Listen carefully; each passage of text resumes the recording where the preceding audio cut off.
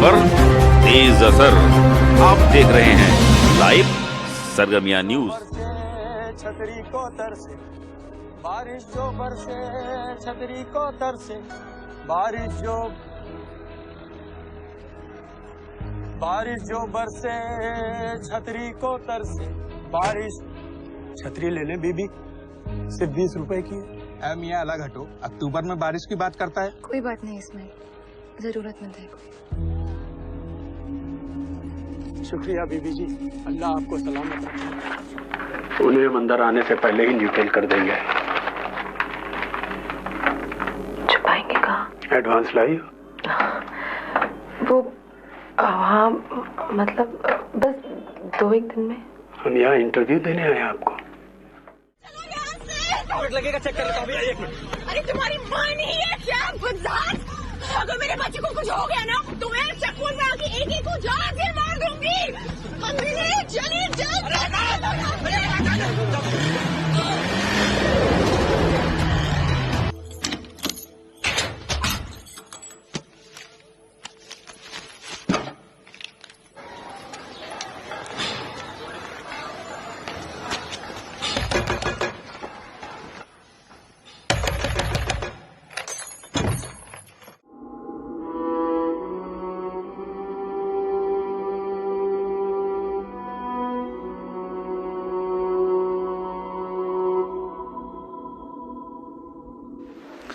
सरगर्मिया news में मैं आमिर मुख्तार आपका इस्तकबाल करता हूं और आज हम गुफ्तगू करेंगे रंगमंच और फिल्मी दुनिया की, यानी कि अदाकारी की।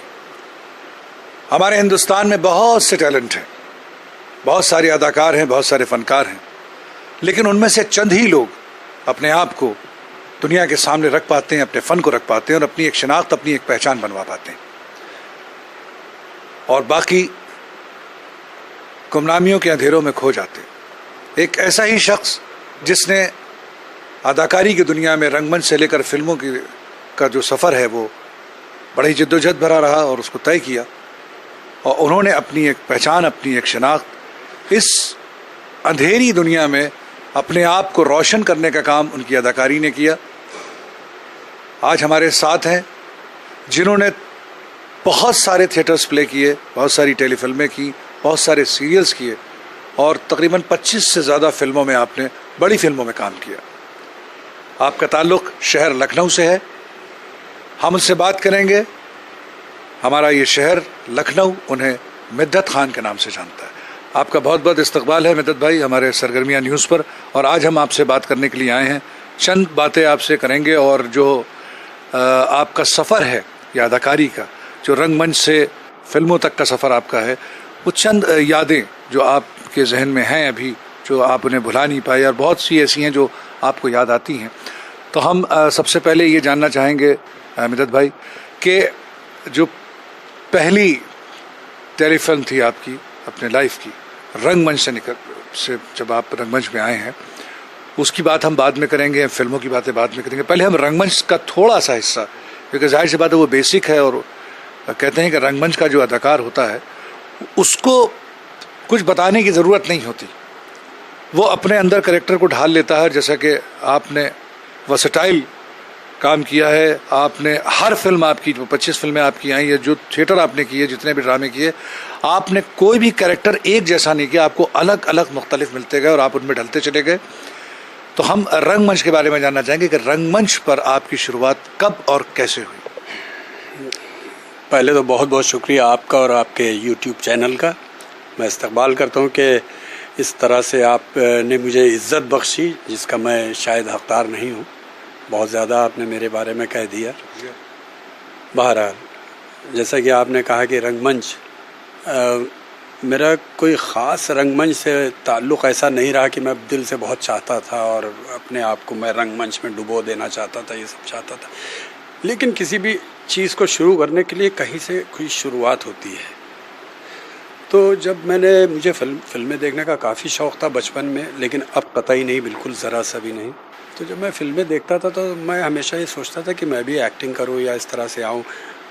तो उसका कोई रास्ता नहीं समझ में आ रहा था। तो मैंने बस फिर ये मुझे पता चला कि थिएटर वगैरह जो होता है इससे आप एक्टिंग काफ़ी सीख सकते हैं और इससे तो एक एक्टिंग सीखने के लिए उसकी गरज से कि मैं फिल्मों में आगे काम करूँगा, इसकी चाहत ने मुझे थिएटर की तरफ रुजू किया और उसी लगन से मैं फिर थिएटर के अंदर दाखिल हुआ और एक्टिंग से थोड़ा बहुत सीख रहा हूँ, अब भी, पहले भी सीख रहा था। बस यही मुख्तसर सा जवाब है इसके लिए। मदद भाई, जो आपका पहला प्ले था बड़ी दिलचस्प दास्तां है उसके लिए, क्योंकि मैं भी आपके साथ लखनऊ में काफ़ी अरसे रहा हूँ, आपके काम को देखा भी और आपके साथ मैंने काम भी किया है और आपने मुझे। तो 1986 में आपका ये सफ़र शुरू हुआ था जी। 86 में पहला play ABCL Amitabh Bachchan corporation limited के चीफ असिस्टेंट डायरेक्टर शराफत खान साहब जो थे वो मॉडर्न दामाद एक प्ले कर रहे थे और 86 में उन्होंने आपको लिया और लेने के बाद ये था कि आप क्रिकेट के बड़े शौकीन थे। आप जब भी रिहर्सल का टाइम आता था तो वो ग्राउंड से आपको पकड़ के लाते थे और रिहर्सल कराते थे, लेकिन 86 में आप जो थे वो गल्फ कंट्री चले गए थे अपने काम के सिलसिले में और वो ड्रामा शुरू होने वाला था। तो अब ये बताइए, फिर लौट कर आप आए 4-5-6 साल के बाद, वापस आपको फिर वही ड्रामा जो है करने को मिला, तो उसको शेयर हम ज़रूर करना चाहेंगे। वो पहला प्ले आपका जो लाइफ का था और बड़ी दिलचस्प दास्तान है उसकी। जी, वो बड़ा दिलचस्प वाक़या रहा कि वो जब शराफत भाई मरहूम वो ड्रामा मॉडर्न दामाद कर रहे थे, मेरे लिए सब कुछ नया था। पहली बार था सन 1986 में जब वो ड्रामा उन्होंने शुरू किया, तो मुझे एक कास्ट किया एक कैरेक्टर के लिए जो मॉडर्न दामाद, यानी कि उस घर का एक दामाद था, तो हीरो का रोल था। लेकिन मेरी ये थी कि पहले तो मैं नर्वस हुआ, लेकिन फिर भी बहरहाल मुझे तो ये तय कर लिया था कि मुझे एक्टिंग करनी है, इसलिए मैं लग गया। अब इत्तेफाक ऐसा हुआ कि तकरीबन 1 महीना रिहर्सल करने के बाद जब वक्त करीब आया प्ले का, जो डेट पे प्ले होना था, तो मुझे बाहर जाना पड़ा सऊदी। तो फिर वहाँ से मैं बग़ैर बताए यहाँ से चुप्पे से चला गया, यहाँ छोड़ के भाग गया। फिर 2.5 साल या 2.25 साल बाद वापसी हुई और इत्तेफाक ये हुआ कि फिर वो दोबारा उन्होंने वो प्ले किया, फिर मैंने वो प्ले किया, वही कैरेक्टर किया। एक लीजेंड कह सकते हैं, जो माइल स्टोन उमराव जान फिल्म के डायरेक्टर जनाब मुजफ्फर अली साहब ने जी आपको लीड कैरेक्टर जो उनका उसने पहला सीरियल जो शुरू हुआ था 27 एपिसोड का, आई थिंक जी 28 एपिसोड का था और 28 एपिसोड में आप लीड कैरेक्टर में थे। तो मुजफ्फर अली साहब ने कैसे आपको मतलब जो है लिया? वो तो बहुत चूजी आदमी है और जाहिर सी बात है कि वो अंदर बिल्कुल अंदर झांक कर देखते हैं कि उसके अंदर कैरेक्टर है या उसके अंदर एक्टर है कि नहीं है, तभी वो उसको अपनी फिल्म में या अपने सीरियल में लेते हैं। कैसे उन्होंने आपको पसंद किया और फिर ये सिलसिला जो है सीरियल का जो शुरू हुआ वो कैसे? ये तो वाकई एक बहुत ही मतलब मैं इसके लिए एक किताब लिख सकता हूँ, जो मुझे ये सीरियल मिला उसके पीछे जो मेरा स्ट्रगल रहा इस सीरियल के लिए। शायद मैंने स्ट्रगल कभी नहीं किया इतना। मैंने उनके साथ काम करने के लिए, जो शहर में रहते हुए, मैं शहर लखनऊ ख़ास कैसरबाग में उनका आबाई मकान कोटवारा हाउस, और मैं उनसे चंद कदम की दूरी पे, और मुझे जब पता चला मुजफ्फर साहब लखनऊ आ गए हैं तो मैं उनसे मिलने पहुंचा। मिलने के बाद बहुत ही मुश्किल से मेरी उनसे मुलाकात तय हुई। खैर मैं गया, उन्होंने कहा कहिए कैसे आना हो। मैंने कहा सर कलाकार हूँ, काम करना चाहता हूँ आपके साथ, बड़ा ख्वाब है कि आपके साथ एक्टिंग करूँ। कहने देखिए मैं तो बम्बई छोड़ के लखनऊ आया हूँ और लखनऊ में काम करने का इरादा है, लेकिन अभी वक्त लगेगा। मैंने कहा बेहतर है। तो उन्होंने कहा कि जब आप मिलते रहिएगा। तो खैर मैं मिलता रहा। एक दिन उन्होंने मुझसे कहा कि आप कुछ करके बताइए, कुछ एक्टिंग वगैरह, क्या आपको बहुत अपने आप को एक्टर कहते हैं? तो मैंने कहा ठीक है सर, मैं जो आप बताइए मैं करूं। तो अब उन्होंने कहा ठीक है आप कुछ करके दिखाइए। तो मैं उनके सामने दहल सा गया। मैंने कुछ बहाना सा बनाया। मैंने कहा सर थोड़ा सा प्रॉब्लम हो रही है, पेट में मेरे दर्द हो रहा है। तो कहने लगे पेट में दर्द हो रहा है? कहने लगा तो अक्सर हो जाता है। मैंने नहीं सर वाकई में पेट में दर्द हो रहा है। तो खैर कहने लगा, मैंने कहा सर मैं एक काम करता हूँ अगर आप इजाज़त दें। कहने लगे बताइए। मैंने कहा सर मेरे पास कुछ कैसेट्स हैं, उस समय कैसेट चलते थे, टेप शूट जो होता था फिल्म शादी आदि के कैमरों से। तो मैंने कहा सर मेरे कुछ नाटक किए हुए हैं, वो मैं उसको दिखा दूँ। कहने लगे दिखा दीजिए, लेकिन मैं तो बॉम्बे से अभी वापस यहाँ आया हूँ, मेरी गृहस्थी सब वहीं है, ना मेरे पास वीडियो है, वो जो VCR होता था, ना टीवी है, कुछ नहीं है। मैंने कहा ठीक है सर कोई बात नहीं सर, मैं अभी जाता हूँ और लेके आता हूँ।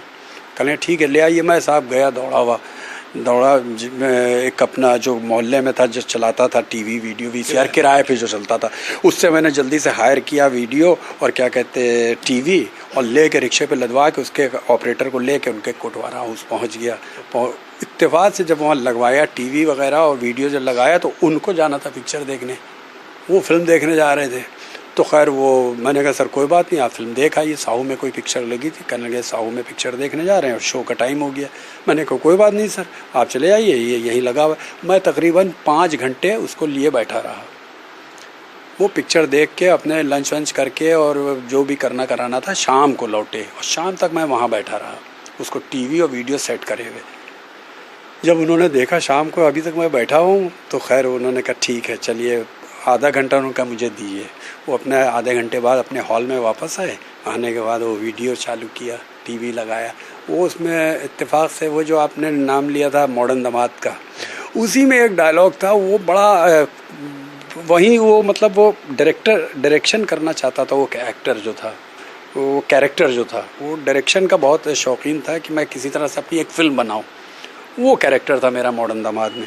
तो वही मैंने वीडियो लगाया तो उसमें वो सीन आया, बस अपनी तो एक ही तमन्ना है, किसी तरह से अपनी एक फिल्म बन जाए, चल गोरी पहाड़ के पीछू। वो जो मेरा कहने का अंदाज था और वो मैं घूमता था कि चल गोरी पहाड़ के पीछू, बस वो कहने लगे, हंसने लगे। फिर उन्होंने तकरीबन आधा घंटा वो मेरा कहने ठीक है बहुत बढ़िया। फिर कुछ दिन बाद में जब पहुंचा, 15 दिन बाद, शायद आपका इंटरव्यू बहुत लंबा हो जाए मेरे वाक़े से, 15 दिन बाद उन्होंने मुझे बुलाया। बुलाने के बाद उस सीरियल के बारे में बताया और फिर उस एक में एक कैरेक्टर था लाडले, वो लाडले कैरेक्टर मुझे दिया, जो कि सीरियल का सबसे पहला कैरेक्टर फाइनल हुआ था। उसके बाद पहली टेलीफिल्म आपकी जो है वो हिंदी है, हम रुश्दी हसन ने उसको जो है वो डायरेक्ट किया था। पहली फीचर फिल्म आपकी जो है वो कौन सी थी? इत्तेफाक से पहली फिल्म भी मेरी रुश्दी हसन साहब के साथ थी, ये इश्क नहीं, जो रिलीज़ हुई थी लखनऊ में, गालिबन साहू में लगी थी जी, उत्तर प्रदेश के कई शहरों में। जी जी जी, काफ़ी बहुत अच्छी फिल्म बनाई थी उन्होंने, लेकिन वो बस ये कहिए कि कुछ हालात ऐसे नहीं रहे कि जिसकी वजह से वो फिल्म बहुत ज़्यादा कामयाब होती। नहीं, लेकिन उसके बाद आपको काफ़ी फिल्में मिली, तो थोड़ा सा हमारे जो ऑडियंस है वो जानना चाहेगी कि आपने किन फिल्मों में और किन किन कलाकारों के साथ और किन किन डायरेक्टर्स के साथ काम किया? अब बहुत सारी फिल्में हैं, उसके बाद तो मेरी फिल्में काफ़ी सारी आई, लेकिन उसमें जो मेरी 2005 में रिलीज़ होने वाली फिल्म थी मैं, मेरी पत्नी और वो, उसके बाद बंटी बबली, स्ट्राइकर, जाने क्या होगा रामा रे, और भी बहुत सारी फिल्में। फिर उसके बाद बुलेट राजा, डेढ़ इश्किया, फैंटम, राजी, प्रस्थानम, वॉर, और इसके अलावा भी काफ़ी सारी फिल्में हैं और वेब सीरीज़ हैं। ये मणिरत्नम जी के साथ जो आपने फिल्म की है? मणिरत्नम जी के साथ मैंने फिल्म की थी कात्रु विलिया डे, तो उसमें मेरा एक बहुत अच्छा किरदार था, जो एक DM का कैरेक्टर था, पाकिस्तान का पोषण दिखाया था। उसके अंदर जो एक इंडियन जो वहाँ चले जाते हैं तो उनको मैं अरेस्ट करता हूँ, तो उसी के ऊपर कहानी तो तफसील में है, लेकिन वो एक बहुत बेहतरीन फिल्म थी जो मणिरत्नम सर के साथ मैंने की थी। आपके अपोजिट आर्टिस्ट जो फिल्मों में रहे, सीनियर जूनियर तो मैं नहीं कहूँगा, क्योंकि अदाकार तो अदाकार होता है, और हाँ, ईमानदार बेईमान हो सकता है, अच्छा या बुरा हो सकता है, लेकिन छोटा या बड़ा नहीं हो सकता, अदाकार अदाकार होता है। तो जिन लोगों के साथ आपने काम किया, जिन्हें इंडियन फिल्म इंडस्ट्री को के माइलस्टोन भी कहा जाता है, और एक सुपरस्टार्स भी हैं और बहुत नामवर सितारे भी हैं उसके अंदर जो स्टार कास्ट है, उनमें किसके साथ आपने काम किया? अब सबसे पहले तो मैंने राजपाल यादव के साथ फिल्म में काम किया था। रज़ा मुराद हो गए, पंकज धीर हो गए, सैफ अली खान हो गए, कैटरीना हो गई। ऑलमोस्ट कोई ऐसा बड़ा एक्टर या एक्ट्रेसेस ऐसी है नहीं जिसके साथ मैंने काम ना किया हो। तकरीबन आज के दौर के सभी स्टार्स के साथ काम कर चुका हूँ और काफ़ी काम मेरे आने वाले हैं, तो अच्छा एक्सपीरियंस रहा सबके साथ काम करने का। नसीर साहब हों या माधुरी दीक्षित हों या अरशद वारसी हों या और बहुत सारे, जो नाम मैं नहीं ले सकता। डायरेक्टर्स कौन कौन रहे आपकी फिल्मों के? डायरेक्टर्स में तो मैंने सबसे पहले मुजफ्फर साहब के साथ काम किया, मणिरत्नम सर के साथ काम किया, कबीर खान के साथ काम किया, हिमांशु धूलिया हैं, और उसके अलावा जो फिल्म दंगल डायरेक्टर थे उनके साथ, दंगल के डायरेक्टर का नाम क्या था? यशराज में मैंने काम किया 2 फिल्म्स की, बंटी बबली की, अभी वॉर की। वॉर में सिद्धार्थ आनंद डायरेक्टर थे, और मणिरत्नम के साथ काम किया, विशाल भारद्वाज के साथ काम किया, और भी काफ़ी डायरेक्टर्स जो इस वक्त नाम नहीं याद आ रहे हैं। तो देखा आपने कि मिर्ज़ा साहब को जो थिएटर से लेकर फिल्मों तक का सफ़र था वो बहुत कामयाबी भरा सफ़र है, और अल्लाह उन्हें और कामयाबी दे और बुलंदियों पर वो अदाकारी की पहुँचें। इकबाल बेग के साथ मैं आमिर मुख्तार, सरगर्मियाँ न्यूज़, लखनऊ।